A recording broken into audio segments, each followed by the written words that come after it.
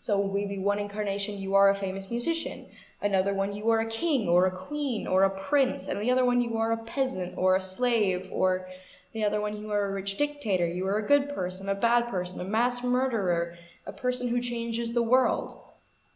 And all of that is important to make your soul stronger, bigger, and more full of love and better to God. So the highest purpose is to fill your soul with more love. The highest purpose is always love.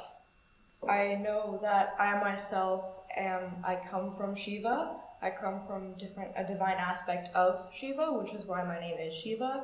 And my mission, which also explains why I incarnated as I did, as a young girl with fluffy blonde hair and big blue eyes, instead of, I don't know, some terrifying tall man with large stature who's intense, is more because my message is not one that is harsh or scary or hard to digest. My message is one of love, and even though Shiva is depicted as god of destruction, he destroys what is bad, he destroys what the world does not need anymore, and he makes room for more love within people. He gets rid of false masks and false personalities and false fronts that people put up, which is my mission too, is to help people break down these parts of themselves that aren't themselves so that they can love themselves and come back into their loving light. And my mission is that, so coming as I am makes it easier for people to understand and accept that mission from me and to take me more seriously, I guess. The best advice that I can give those people, or those people who feel lost, is that it's okay to be lost. It's not something that you should be afraid of or that you should be worried about or you should be concerned about, because being lost is part of being human. It's why we spiritual beings became human and made Earth and chose to go there, because we wanted to experience this feeling of being lost and not knowing who we were and being scared and confused and having to find our own way through our lives. And because of that, we also have the ability to find ourselves again. And whether that is through what jobs we choose or what we change about the world, like people like Martin Luther King Jr., who radically changed the entire perspective of humans, that was how he became connected with his divine self again. And people do it in all sorts of different ways, and a lot of people feel pressured to follow a spiritual path to find that, but that's not necessarily what you have to do. It's just a way that seems to work for the majority of people, and if that isn't the way for you, that's okay too. You don't have to follow the way that most people follow. You just have to find the way that makes you most comfortable and makes you feel most at peace with yourself, and that may take experimenting and failing and feeling panicked because nothing's going right, and that's okay. It's really completely fine. As long as you don't stop, and as long as you keep trying to find yourself, it will, in the end, be rewarded, as hopeless as it may feel right now. Well, I wouldn't call it a game, but it is a good analogy, because when souls do come to Earth, they choose to forget, because especially the human body is an extremely fragile and small thing, which means remembering all that is our divine and feeling all of those aspects from birth on, well, we wouldn't handle it. Our forms would probably burst into flames or something worse. But I think that personally forgetting and disconnecting and then reconnecting is a way to strengthen the bond between body and soul. Because if your soul is in this heaven and up in the divine and your body is on earth and you connect back, it's like taking an old rope and replacing it with a new, stronger one. It keeps the bond better and stronger, and it'll also strengthen you through it. So it's less of school, because school is useless, and more of a workshop to become a stronger being and a more connected being and a more at peace being. Thank you. And if I may add a thing, for people who really are sad, uncomfortable to be here, I think they have to ask the right questions. Yeah, because I see many spiritual people who consciously follow a spiritual path, but they are not really connected to Earth. They are always in their spirituality, like, I meditate, I pray, and I see my angels, but you have to you have to embrace your path down here too. There are certain things you have to do on earth. Yeah, so different people have to ask different questions and do different things to be happy. People who are too spiritual, they have to possibly learn about money maybe a little more, and look at that, not like, oh, it's something bad, but it's something maybe you can learn what it is. Yeah, well, people who are not so spiritual might have to open up more to their spiritual side, their guides. So it's always a quest to be complete and to find out what's the right question to ask to be more happy. And often people look in the wrong place. That's why they're never happy. When people are trying to find themselves, it's less a journey of discovering parts of you that weren't there before, and more of a journey of piecing yourself back together. Because when we are born on earth as humans and we aren't thrown directly into spirituality from birth, we are shattered in the sense that we are separate from our divine beings, and the journey of spirituality is a way to regain that while still also embracing our own humanity and the joy of being a human and experiencing everything there is to experience while being human, and at the same time being connected into our own heavenly being and being at peace with both parts of ourselves.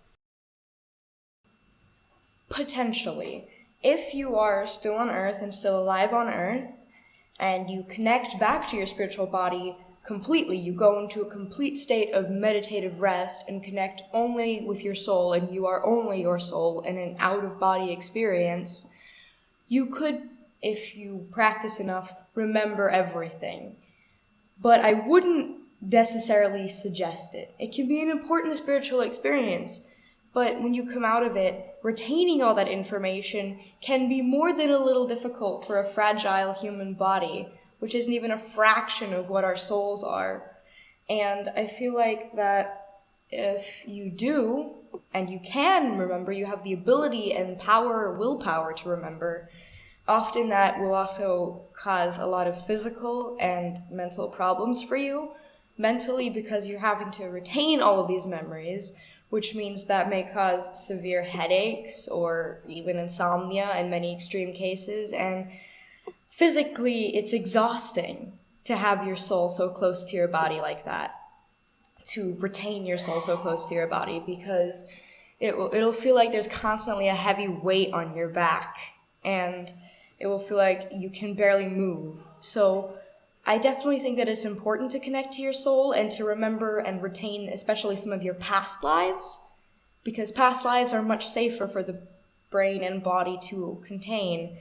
But I wouldn't try and remember everything about being our God or spiritual being. I wouldn't try that.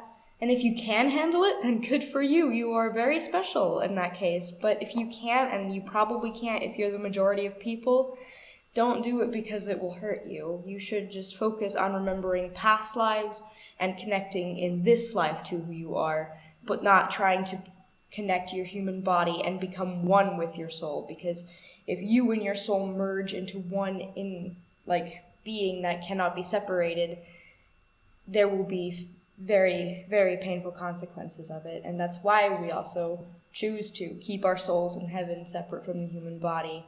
Because that way, when we discover it, it's a safe way to learn ourselves again with minimal suffering. My heaven stories, I get a person that I have to read, and he draws a picture that he gets spiritually relating to said story, and then I take the book with the picture, I look at the name, I say who I'm reading, I connect to my divine being, and I read whatever story the divine being is telling me. So I am less of a writer and more of the storyteller, and I'm just reading the stories that the universe has written. Just now I get to tell it to humans. Well, in a way, I mean, again, connecting back to the heaven stories, because those are a huge part of my mission now. Because through the heaven stories, I can tell people about who they are and their being and help them move forward in their spiritual path, and in a way that heals them, because it puts another puzzle piece back into their whole being, one that may actually help make the picture for them much more clearer so that they can piece themselves together better and more efficiently. So in a way, I guess I am healing people through my stories. If I may add a thing also sometimes as a heaven story, where the people get the story ready, a very clear direction, what they should look at right now to get better in their life. Sometimes there's a very clear directive in it, and to follow that directive is also very healing. The whole purpose of the journey is, one, to widen the soul in a way. Like, you're expanding the soul's knowledge and the soul's experiences and the soul's overall light and love and power. Because the more lives the soul can cycle through and the more times it forgets itself, the more times it can remember itself and heal. And every time it heals, it comes back stronger than before. It's like training, conditioning your soul to be stronger and more resilient and bigger and more full of light. And the more incarnations that soul goes through, the stronger and stronger it will perceive itself. And the stronger it perceives itself, the stronger it really is. Because a soul is only as strong as it chooses to be. And many souls don't choose to be that strong. And those are souls that go through easy incarnations, easy lives where they are born rich and they never have any problems. They have good friends, they're talented at everything.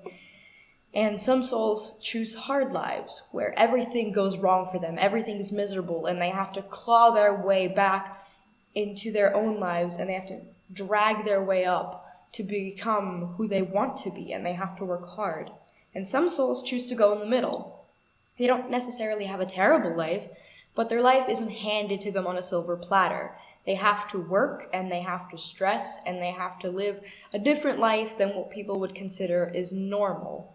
And each soul will go through one of said lives multiple times over again, and they will experiment with different lives and try different things. And every time their life is drastically different from the past one, their experiences, well, they expand. They understand more of what it is to be human. Well, I think that a lot of people, especially people I know personally, they cling to religion because they themselves, as humans, are afraid. They're afraid of their own power and their own abilities and their own entire being. So they cling to gods that they believe are better and stronger than they are, and they cling to a higher power because they think that if they have some set rules that they can follow and bow down to get into a general paradise when they do die, or their earth forms disappear, wither away like everyone's do. They cling to it because, again, they are terrified that if they don't, where will they go? Will they be punished? Will they go nowhere? Will they be floating forever, conscious but not moving? And I think that a way to open their minds is you don't have to force them out of a religion. It's fine if they have a religion. That's not the problem. The problem is if they don't recognize that they themselves can also be part of said religion in a different way than they are now. They aren't just the worshippers, they are often the deities they worship. And I think that a good way to make them aware of that is to, even if they are not consciously doing it, just nudge them toward certain practices. Like, for example, a lot of people are open to things like yoga and meditating because it's supposed to be good for the body. So taking extremely closed-minded people and trying to get them to do said things often makes them more open-minded as people to follow their own path and to discover themselves in whatever way is right for them. Darkness is a little bit harder to explain than light, because as we know, light is good, light is what we all are, light is what we aim to be, and light is what we are in our souls. Darkness is, I guess, the opposite, or not really. It's very hard to explain because, on one hand, every human has darkness in them, and it's the human's journey to figure out ways to turn that darkness into light. Not to get rid of it, but to change it back into what we are as beings. But at the same time, darkness can come from outside sources, or terrible things happening to the earth indirectly because of humans' actions over the years. And that is in itself a darkness because Mother Nature is being destroyed. But at the same time, humans themselves give out and dish out darkness to other people because they're afraid to face their own. So I think that in some ways darkness is a destructive force that comes from all different places and all shapes and sizes and has negative effects on nature and animals and Earth as a whole, and at the same time it is a deeply ingrained part of a human which they have to figure out how to change into light. And I think that in the Golden Age, when people can change their darkness into light, they can also change the darkness that the world is being swallowed by into light. I think that Mother Nature would rather be swallowed by light than darkness. So I guess to answer your question, darkness depends on who it's coming from. It can be a helpful part of you that lets you unlock more of your true being. At the same time, darkness can be a destructive force that is trying to actively get rid of all that is good in light. So it depends on how you handle the darkness with what it is. That's actually quite a good question, and I'm going to have to connect really to myself to answer that. I think we came here now because before we incarnated as regular humans who had no clue who the heck we were, and at the very beginning we just came as ourselves. We didn't come in a human form, I guess. But now we come as we are because all of that period of time where we weren't here, all those dark ages, or the long dark age that happened for people and humans, was, I guess, a learning period for them. We let them walk on their own 2 feet, and we saw how they reacted, and we saw how they learned themselves. We saw how they developed and changed and grew and became the society that they are now without our direct interference. And now we recognize in ourselves that now is the time where humans need guidance once again, and where they cannot be left to walk on their own. So we come now, all of me, Agni, Mara, the angels, all of us, we incarnate now, because now is the time for us to step in. Thank you. Welcome to Earth. It's nice to meet you. It's nice to meet you too. Even if we chose to come here as humans, we didn't change into them. It was always an aspect of us that we just brought into light. So the Golden Age is going to see many people connecting back to themselves and embracing both sides of their divine and human beings.